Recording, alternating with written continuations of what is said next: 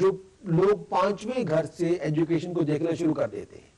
पांचवा घर है हमारे विजन का, हमारे इमेजिनेशन का, हमारी क्रिएटिविटी का, हमारी डिटर्मिनेशन का। पांचवा घर है हमारी सोच का, हमारी अंडरस्टैंडिंग का, हमारी जो अकल है वो कितनी शार्प है। पांचवा घर उसका है, हम कितने एक्टिव हैं, कितने क्रिएटिव हैं। हम ये बात तो नहीं कि हम अकेला हवाई के लिए खड़े कर रहे हैं बात, ऐसा असल में we are only man of talk, no man of action. पांचवा घर में उसको उस चीज को भी बखान करेगा कि हम कितने एक्टिव, क्रिएटिव, कितना, कैसा हमारा विजन है, कैसी हमारी इमेजिनेशन है। पांचवा घर जन्म कुंडली का उस बात का है। लेकिन प्रोफेशनल क्वालिफिकेशन चौथे घर से पता चलेगी। अगर किसी की कुंडली में पांचवें घर में एक बृहस्पति बैठ जाए, बृहस्पति बैठा हुआ पांचवें घर का बहुत अपने आप में बहुत ही यूनिक और डिग्निफाइड पोजीशन का होता है। अगर बृहस्पति बैठा हो, ऐसे लोग बहुत ही ब्लंट होते हैं, बहुत ही स्पष्टवादी होते हैं। ऐसे लोग आमतौर पे झूठ नहीं बोलते और वैज्ञानिक होते हैं, जो साइंटिस्ट होते हैं, जो ऐसे साइंस के किसी पर्टिकुलर फील्ड में बहुत रुचि होती है। लेकिन मेरे अपने एक्सपीरियंस में ऐसे लोग लैंग्वेज को बहुत लाइक करते हैं, किसी पर्टिकुलर लैंग्वेज को स्टडी करने वाले होते हैं, बहुत ही फिलोसफिकल माइंडेड होते हैं। कई बार किसी पर्टिकुलर, जैसे किसी जो रिलीजियस स्टडी है उसमें भी इन्वॉल्व हो जाते हैं, और लेकिन पूरा एंड तक उसे कंप्लीट करेंगे, पूरी तरह उसको पढ़ने की कोशिश करेंगे। और इनकी सोच में एक फिलॉसफी होती है, जैसे फिलोसफरों की तरह सोच होती है, बहुत जैसे दार्शनिक की तरह सोच होती है इनकी। और किसी भी क्षेत्र में, जब किसी भी पर्टिकुलर फील्ड में जब ये अपनी सोच को यूज करते हैं, उसमें अपनी जो सोच है उसको इन्वेस्ट करते हैं, उसमें बहुत अच्छे अच्छे रिजल्ट लेके आते हैं। लेकिन ऐसे जो लोग होते हैं, फिलोसफरों की तरह इनकी सोच होती है, और सोच बहुत ही प्योर होती है। जिनकी जन्म कुंडली के अंदर पांचों भाव में बुध बैठ जाए, मरकरी बैठ जाए, मरकरी बैठा हुआ पंचों भाव में, ऐसे लोगों की जो मेमोरी होती है बहुत शार्प होती है। अकल भी जो होती है, जो क्वालिटी ऑफ विजडम होती है, बहुत ही फाइन, बहुत ही शार्प होती है। ऐसे लोग लॉजिकल बहुत होते हैं। आप ऐसे लोगों को बेवकूफ नहीं बना सकते। ऐसे लोग मैथमेटिक्स में या कंप्यूटर लॉजिक में एकदम से बहुत ही यूनिक उनका स्टाइल होता है। ऐसे लोगों के अंदर जो सेंस ऑफ प्लानिंग होती है बहुत जबरदस्त होती है। ऐसे लोगों के अंदर ऑर्गेनाइजेशन एबिलिटी बहुत होती है। और जो अगर ये ऐसे लोग एजुकेशन हो और उसमें उनको, अगर जो पढ़ने लिखने में इनको जो मेमोरी होती है आम लोगों से 4-5 गुना ज्यादा अच्छी होती है। जैसे जो कहते हैं कि फोटोग्राफिक मेमोरी होती है। और ऐसे लोगों को जो याद करे तो बहुत देर तक याद रहता है। और ऐसे लोग अपनी प्लानिंग्स को इंप्लीमेंट कर देते हैं, प्लानिंग्स को मटेरियलाइज कर लेते हैं, जो सोच लेते हैं उसको एक बड़े अच्छे प्लानिंग के मुताबिक उसको करने में कामयाब हो जाते हैं। तो ये है पंचम भाव में अगर बुध बैठ जाए, मरकरी बैठ जाए। अब 12 घर है, 9 जो है 9 प्राइम प्लैनेट्स हैं, जिसमें 7 जो है वो मोस्ट सिग्निफिकेंट प्लैनेट 7 है, लेकिन 2 शैडो प्लैनेट है, लेकिन उनका भी सिग्निफिकेंस किसी से कम नहीं है। लेकिन 3 और प्लैनेट भी है, लेकिन उनकी दशाएं महादशाएं इतनी ज्यादा नहीं होती, तो उसकी वजह से उनका सिग्निफिकेंस इतना ज्यादा नहीं है। लेकिन जन्म कुंडली के अंदर 12 घर हैं। पंचम भाव के बारे में, पंचम और चौथे भाव के बारे में आज बात कर रहे हैं। हम आज बात कर रहे हैं एजुकेशन के बारे में। एजुकेशन के बारे में, हमारी एबिलिटी के बारे में, हमारी क्रिएटिविटी के बारे में, हमारी लॉजिकल कैपेसिटी के बारे में, हमारी मेमोरी के बारे में।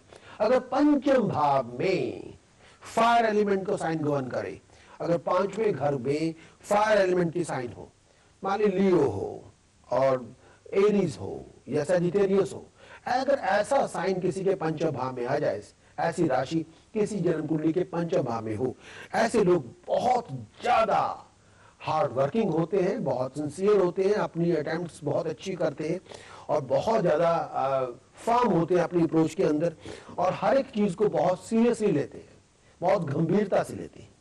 अगर पंचम भाव में, जन्म कुंडली के पंचम भाव में अगर साइन आ जाए, राशि आ जाए, वृष जिसे हम टॉरस कहते हैं, जेमिनी वर्गो कन्या राशि आ जाए, या मकर राशि आ जाए, कैप्रिकॉर्न, पंचम भाव में अगर ये साइन हो, टॉरस हो, वर्गो हो और कैप्रिकॉर्न हो, तो ऐसे लोगों की जो विचारधारा होती है, जो सोच होती है, जो उनकी मेमोरी होती है, बहुत ज्यादा शार्प होती है।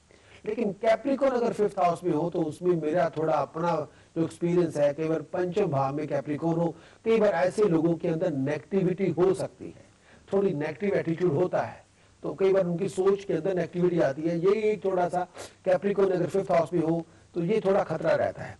लेकिन टॉरस हो यानी वृष राशि हो और कन्या राशि हो जिसे वर्गो कहते हैं, ऐसे लोगों की जो मेमोरी होती है बहुत ही फाइन मेमोरी होती है, और ऐसे लोगों की बहुत ही पॉजिटिव जो क्रिएटिविटी बहुत होती है, कुछ करने की ताकत बहुत होती है और बहुत ही फॉर्म अप्रोच होती है। पंचम भाव में अगर मिथुन राशि हो, तुला हो या कुंभ राशि हो, यानी जेमिनी हो या लिब्रा हो या एक्वेरियस हो, तो ऐसे लोग कई बार शो ऑफ बहुत करते हैं। कई बार रियलिटी कुछ और होती है, लेकिन लोगों के सामने ऐसे शो ऑफ बहुत करते हैं। कई बार ऐसे लोगों की विजन तो बहुत ऊंचा होता है, विजन बहुत यूनिक होता है, इमेजिनेशन बहुत अच्छी होती है, लेकिन ओवर कॉन्फिडेंस की वजह से इनको नुकसान हो जाता है। यानी ओवर कॉन्फिडेंस इतनी ज्यादा हो जाते हैं कि ये अपना नुकसान खुद ही कर लेते हैं। कई बार लोगों को शो ऑफ करने के लिए, कई बार पढ़ाई के अंदर भी ये एटीट्यूड आने की वजह से शो ऑफ ज्यादा करते हैं, लेकिन जो मार्क्स होते हैं, जो एबिलिटी होती है, जो रिजल्ट्स होते हैं, वो उतने अच्छे नहीं होते। आप शो ऑफ कर देते हैं, लेकिन वो जैसे लाइक उसकी जो रियलिटी उससे नहीं मिलती। शो ऑफ ज्यादा, कई बार बातें बहुत बड़ी होती हैं। ऐसे लोग कई बार संघर्ष ज्यादा नहीं करते, कई बार मन नहीं लगता ज्यादा स्ट्रगल के अंदर, क्योंकि पढ़ाई जो एक फील्ड है, एजुकेशन है, ये बड़ा बोरिंग है। इसमें आपको मन मार के बैठना होता है, आपको बाहर नहीं जाना, आपको टेलीविजन नहीं देखना, आपको कंप्यूटर पे दूसरी चीजें नहीं देखनी, आपको अपनी किताबों के अंदर, अपनी एजुकेशन के अंदर मन मार के बैठना होता है, मन के ऊपर राज करना होता है। अपनी सोने में भी ज्यादा टाइम नहीं वेस्ट करना, बाहर जाने में भी टाइम वेस्ट नहीं करना, लोगों के साथ गॉसिप में टाइम वेस्ट नहीं करना। लेकिन इसमें ये ऐसा कई बार मन, ऐसे लोगों के मन मरता नहीं, दूसरी चीजों में बहुत इंटरेस्ट हो जाता है। एक्स्ट्रा जो एक्टिविटीज होती है उसमें ऐसे लोग बहुत ज्यादा टाइम वेस्ट कर लेते हैं। कई बार दूसरों की प्रशंसा के लिए अपना सब कुछ गवा लेते हैं। जिनकी जन्म कुंडली के 5th हाउस में जेमिनी हो, लिब्रा हो, एक्वेरियस हो, तो उनको थोड़ा नॉट जेमिनी जो हो, जिनकी जन्म कुंडली के 5th हाउस में लिब्रा हो, एक्वेरियस हो, उनको खास तौर पे बच के रहना चाहिए। ज्यादा शो ऑफ नहीं करना चाहिए, ज्यादा ओवर कॉन्फिडेंस ना हो। कि अगर उनको कोई वीकनेस है पढ़ाई के अंदर, दूसरे लोगों की सलाह लेनी चाहिए। एंड मैं ये कहूंगा, try to be a good listener. Thank you. अब हम चलिए स्वागत। ये है कि अगर किसी की कुंडली में कई बार साइन बैलेंस नहीं होता या प्लैनेट्स बैलेंस नहीं होते, तो उसको उस तरह से बैलेंस करना पड़ेगा। उसको ज्योतिष से हम बैलेंस कर सकते हैं। कई बार कोई चीज रिकमेंड करते हैं, कोई उपाय देते हैं, कोई रिंग रिकमेंड कर देते हैं, कोई पर्टिकुलर चैंटिंग दे देते हैं, तो उस हिसाब से उसको एक्टिवेट किया जा सकता है। लेकिन अगर पंचम भाव में लिब्रा हो, जिसे तुला राशि कहते हैं, ऐसे लोग बहुत ज्यादा व्यवहार कुशल होते हैं। ऐसे लोग रियलिटी से दूर नहीं भागते, रियलिटी को फेस करते हैं, लेकिन बहुत ही डिप्लोमेटिक, बहुत ही हाईली मैनरेबल। ऐसे लोग यूनिक होते हैं, बहुत ही बैलेंस स्टेट ऑफ माइंड होती है। ये अपनी जो इर्द गिर्द की जो जिंदगी की जो चीजें हैं, सच्चाइयां हैं, उनको पहले समझते हैं कि ये है क्या है, चाहे नेगेटिव है उसको समझने की कोशिश करते हैं। उसके बाद ये लोग स्ट्रेटेजी बनाते हैं कि इससे कैसे निपटा जाएगा। ऐसे लोग बहुत ही अच्छी स्ट्रेटेजी मास्टर होते हैं। और पंचम भाव में अगर किसी के कर्क हो, यदि कैंसर साइन आ जाए पंचम भाव में जन्म कुंडली के, स्कॉर्पियो हो, जो पाइसेस हो, ऐसे लोगों को विचारों के अंदर बैलेंस तो होता है, लेकिन ऐसे लोग अपने विचारों में किसी तरह का पक्षपात नहीं करते, कोई पार्शियलिटी लेके नहीं आते। और अब हम चलते हैं ब्रेक की तरफ। वृश्चिक राशि हो, स्कॉर्पियो राशि हो, ऐसे लोग कोई टॉपिक, किसी प्रोजेक्ट को बहुत सीरियसली शुरू तो कर लेते हैं, लेकिन कुछ देर के बाद उसको छोड़ देते हैं। लेकिन ऐसे लोगों की जिनकी जन्म कुंडली के अंदर पंचम भाव में स्कॉर्पियो साइन हो, बहुत ज्यादा मोटिवेशन की जरूरत होती है। ऐसे लोगों को गाइड की जरूरत होती है, ऐसे लोगों को किसी मेंटर की जरूरत होती है। कई बार मोटिवेशन ना होने के कारण कुछ टाइम के बाद मोटिवेशन नहीं होती, बोर हो जाते हैं और कुछ को छोड़ देते हैं। थोड़ी बहुत इनको गाइडेंस इस हिसाब से चाहिए। और जिनकी जन्म कुंडली के पंचम भाव में पाइसेस हो, मीन राशि हो, ऐसे लोगों की बहुत एक्टिव तो बहुत होते हैं, क्रिएटिव भी बहुत होते हैं, और लेकिन रिसर्च में भी बहुत शौक होता है इनको, संघर्ष भी बहुत कर लेते हैं, स्ट्रगल भी बहुत कर लेते हैं, लेकिन काफी ज्यादा रिजिड होते हैं, फ्लेक्सिबिलिटी नहीं होती कई बार। और कई बार जो रियलिटी से दूर चले जाते हैं, रिजिडिटी की वजह से रियलिटी से दूर चले जाते हैं, और कई बार रियलिटी को उस तरह से एक्सेप्ट नहीं करते जैसे इनको करना चाहिए। और कई बार दूसरों में बैठे हुए अकेले नजर आते हैं। तो ये बात है। अगर पंचम भाव में बुध हो और बुध ही उसका स्वामी हो उस घर का, तो ऐसे लोगों के अंदर जो अकल होती है आम लोगों से कई गुना ज्यादा होती है, बहुत ही शार्प विजडम के मालिक होते हैं, बहुत ही अच्छी स्ट्रेटजी को समझने वाले होते हैं। ऐसे लोग स्ट्रेटजी बहुत अच्छी बना सकते हैं, बहुत ज्यादा उसकी प्लानिंग देखते हैं कि कैसे जो स्ट्रेटजी होती है वो फूल प्रूफ सोल्यूशन होते हैं इनकी, मतलब ऐसा सोल्यूशन बनाएंगे किसी प्रॉब्लम का इसमें कोई गलती होने का नाम ही नहीं होता। और ऐसे लोग अपनी फील्ड में बहुत ज्यादा क्रिएटिव होते हैं, यानी हर चीज में अंदर क्रिएटिविटी बहुत झलकती है। पंचम भाव अगर शुभ ग्रहों से ग्रसित हो तो बहुत अच्छी बात होती है। पंचम भाव में बुध की दृष्टि हो या बृहस्पति की दृष्टि हो, वो पढ़ाई के लिए या एबिलिटी के अंदर या क्रिएटिविटी के अंदर को कमी नहीं होती, वो पूरा होता है। अगर पंचम भाव में राहु आके बैठ जाए या शनि आके बैठ जाए तो कई बार पढ़ाई पूरी नहीं होती और नेगेटिव एटीट्यूड की वजह से डिले हो जाती है, रुक रुक के पढ़ाई शुरू हो जाती है, या जो एक्सपेक्टेड सक्सेस है वो नहीं मिलती।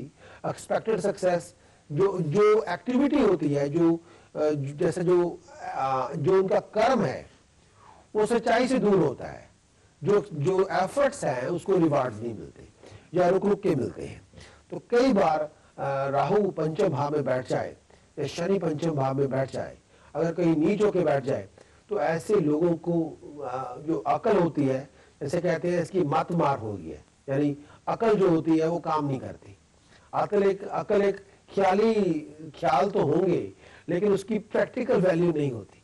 आप अपनी ख्यालों की दुनिया में तो होंगे लेकिन बुद्धि वो काम की नहीं होती। तो ये बात है। अब हम चलते हैं अपने कॉलर की तरफ, उनसे बात करते हैं। एस्ट्रोलॉजिकल ओपिनियन को किसी के ऊपर इंपोज नहीं करते, थोप नहीं रहे, एक हल्के फुल्के माहौल में आपसे शेयर कर रहे हैं, बात कर रहे हैं इस उम्मीद पर कि आप हमें कॉल करेंगे और हम ज्योतिष शास्त्र के मुताबिक जो भी आपके लिए प्रेडिक्शन होगी, रिकमेंडेशन होगी या कोई उसके उपाय होंगे वो आपके साथ शेयर करेंगे। उपाय है उसमें बैलेंस करने के लिए, जन्म कुंडली को बैलेंस करने के लिए, वर्ष कुंडली को बैलेंस करने के लिए उपाय दिए जाते हैं। वो उपाय कोई जादू मंत्र नहीं है, उपाय एक जो साइंटिफिकली हम किसी भी प्लैनेट को बैलेंस कर देते हैं। और आज मैं शुरू किया था, टॉपिक था एजुकेशन के बारे में।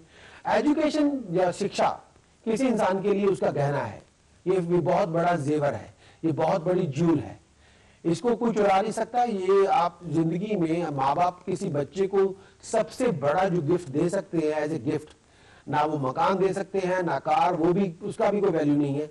सबसे बड़ा जो पेरेंट्स ने किसी को गिफ्ट देना है अपनी औलाद को, वो देनी है एजुकेशन। अगर आपने एजुकेशन औलाद को, बच्चे को दे दी, वो आपने उसको जीने का रास्ता दिखा दिया, उसको जीने का जो सीक्रेट ऑफ लिविंग है वो आपने उसको बता दिया। एजुकेशन लेके उन्होंने सारी जिंदगी चलना है, आपके बच्चों ने आपके बिना भी जिंदा रहना है। तो एजुकेशन अगर देंगे, तो अगर आपने उनको अच्छी तरह ब्रॉटअप किया होगा तो पढ़ाई के साथ, इंफॉर्मेशन के साथ वो अच्छा जीवन व्यतीत करेंगे। अगर एजुकेशन नहीं है और ब्रिंगिंग अप में भी कुछ ऐसी बातें नहीं है तो फिर बच्चे स्ट्रगल कर लेते हैं। कई बार साइकोलॉजी इतनी अच्छी नहीं होती, कॉन्फिडेंस इतना अच्छा नहीं होता। और लेकिन बच्चों को पढ़ने के लिए बहुत ज्यादा मोटिवेट करना चाहिए, बहुत ज्यादा अनकरेज करना चाहिए। अब ज्योतिष शास्त्र में जो कुछ चीजें हैं एजुकेशन के बारे में, वो मैं बारी बारी आपके साथ बयान करूंगा, शेयर करूंगा। क्योंकि ज्योतिष शास्त्र में जिस तरह हम साइंस की साइंटिफिकली उसको लेते हैं, क्यों है, कैसे है, बहुत एनालिसिस करके वो आपके साथ शेयर करूंगा। दो ऐसे ग्रह हैं, 2 या 3 ऐसे ग्रह हैं जिनकी अपने आप में बहुत बड़ी इंपॉर्टेंस है, बहुत बड़ी यूनिकनेस है एजुकेशन के लिए। सबसे पहले तो हम बुध की बात करेंगे। बुध जो पंचम भाव का स्वामी, 5th हाउस जो है वो विजडम का है। 4th हाउस मैंने पिछले फ्राइडे बताया था, 2 ऐसे घर हैं। चौथा घर प्रोफेशनल क्वालिफिकेशन का है, प्रोफेशनल एजुकेशन का है। जो पंचम भाव जन्म कुंडली का वो विजडम का है, क्रिएटिविटी का है, विजन का है, इमेजिनेशन का है, आपकी जो सोच है उसके बारे में है, आपकी जो क्वालिटी ऑफ विजडम है उसके बारे में है। अगर पंचम भाव का स्वामी मरकरी हो, बुध हो, तो और शुभ भावों से ग्रसित हो और शुभ ग्रहों से ग्रसित भी हो, तो ऐसे लोगों की जो विजडम होती है, बहुत क्वालिटी, जो विजडम की क्वालिटी सबसे फाइन मानी जाती है। ऐसे लोग रियलिटी को समझ लेते हैं, किसी इल्यूजन में नहीं रहते, किसी जैसे कहते हैं वैक्यूम की सोच नहीं होती, आइसोलेशन में नहीं रहते, रियलिटी को समझने वाले होते हैं, बहुत अच्छे ऑब्जर्वर होते हैं।